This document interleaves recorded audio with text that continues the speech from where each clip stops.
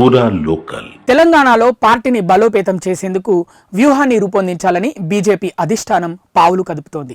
అధికారంలోకి వచ్చేందుకు రాష్ట్రంలో ఎక్కువ అవకాశాలు ఉన్నాయని భావిస్తున్న పార్టీ తాజా పరిణామాలను తమకు అనుకూలంగా మలుచుకోవాలని భావిస్తోంది.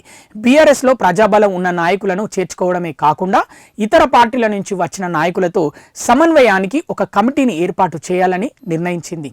ఈ నెల 9న ఉపరాష్ట్రపతి ఎన్నికల ప్రక్రియ పూర్తి కాగానే తెలంగాణ రాజకీయాలపై దృష్టి సారించాలని భావిస్తోంది. గత కొద్ది రోజులుగా రాష్ట్రంలో జరుగుతున్న పరిణామాలను ఎప్పటికప్పుడు తెలుసుకుంటున్న పార్టీ అగ్రనేతలు 10-11వ తేదీల్లో రాష్ట్ర నాయకులతో ఢిల్లీలో చర్చించనున్నట్లు పార్టీ వర్గాలు తెలిపాయి.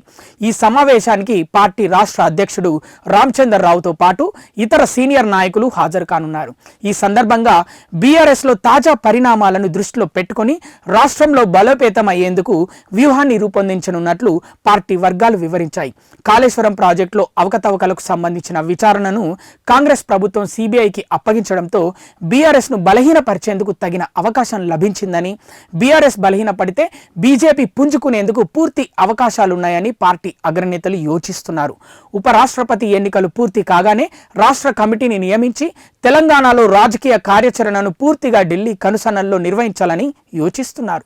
పార్టీ ఎంపీలకు, ప్రజాప్రతినిధులకు కీలక బాధ్యతలు అప్పజెప్పడంతో పాటు కాంగ్రెస్ ప్రభుత్వ ప్రజా వ్యతిరేక విధానాలపై పెద్ద ఎత్తున ఉద్యమాలు నిర్వహించాలని పావులు కదుపుతున్నారు. అలాగే ఆపరేషన్ ఆకర్ష్కు శ్రీకారం చుట్టాలని, బీఆర్ఎస్లో ప్రజాబలం ఉన్న నాయకులను బీజేపీలోకి ఆహ్వానించాలని భావిస్తున్నారు. రాష్ట్రంలో బీజేపీ ఒకరిద్దరు నేతల కనుసన్నల్లోనే నడుస్తోందని, ఇతర పార్టీల నుంచి వచ్చిన ముఖ్యమైన నేతలను విస్మరిస్తున్నారని సమాచారం అందిన నేపథ్యంలో అన్ని వర్గాల నేతలకు ప్రాతినిధ్యం కల్పించేలా రాష్ట్ర కమిటీని ఏర్పాటు చేయాలని ఢిల్లీ నేతలు యోచిస్తున్నారు. ఆ తర్వాత బీజేపీ రాజకీయ వ్యవహారాల కమిటీని కూడా ఏర్పాటు చేసి సమిష్టి కార్యాచరణకు వీలు కల్పించాలని భావిస్తున్నట్లు ఓ సీనియర్ నేత తెలిపారు. దక్షిణాదిన తెలంగాణ తమకు ముఖ్యమైన రాష్ట్రమని, అధికారంలోకి వచ్చేందుకు ఇక్కడ తమకు అవకాశాలు ఎక్కువగా ఉన్నాయని వివరించారు. కాగా కర్ణాటకలో నవంబర్లో బీజేపీకి అనుకూలంగా కీలక పరిణామాలు జరగవచ్చని ఆయన తెలిపారు.